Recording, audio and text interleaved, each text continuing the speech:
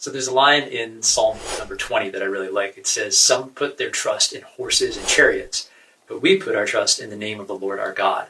And if you think about it, in the ancient world, a horse and a chariot would have been the greatest human security that anyone could have had.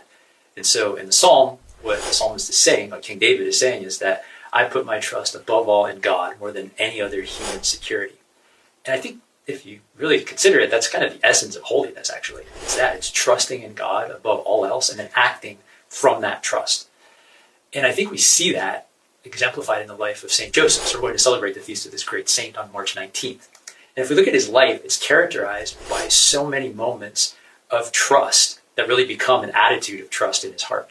So let's start with when he finds out that Mary's pregnant. Think about the trust that he needed to really trust in God, that this child is the Son of God, the Son of the Most High, and then to take Mary into his home. And then think about the trust that he and Mary would have needed to go to Bethlehem. It's about the most inconvenient thing imaginable, with a pregnant woman, travel 70, 75 miles from Nazareth to Bethlehem.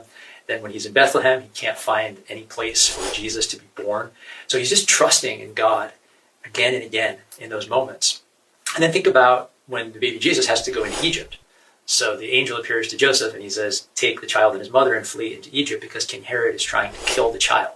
Imagine the trust that that would take for Mary and Joseph just to leave everything and travel into this foreign country.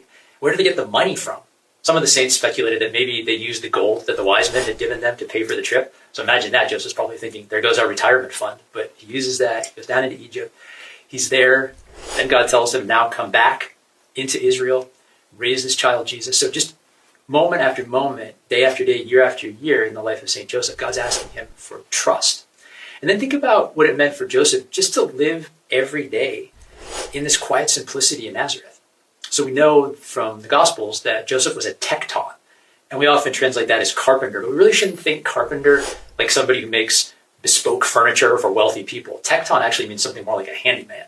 So Joseph is just doing all this ordinary work to support his family, day in and day out. And isn't that really, in the end, what it means to be holy? Just to trust in God and to say yes to him today. We don't need to look far off for these great things to do. God's will is right in front of us, right here, right now, like it was for Saint Joseph. So as we prepare for this great feast of Saint Joseph on March 19th, let's just remember the trust of Joseph. Let's remember the way that he acted on that trust in the ordinary events and the ordinary duties of his life. And let's also remember that he's praying for us today and always, so that we too can have that same trust and live from that trust.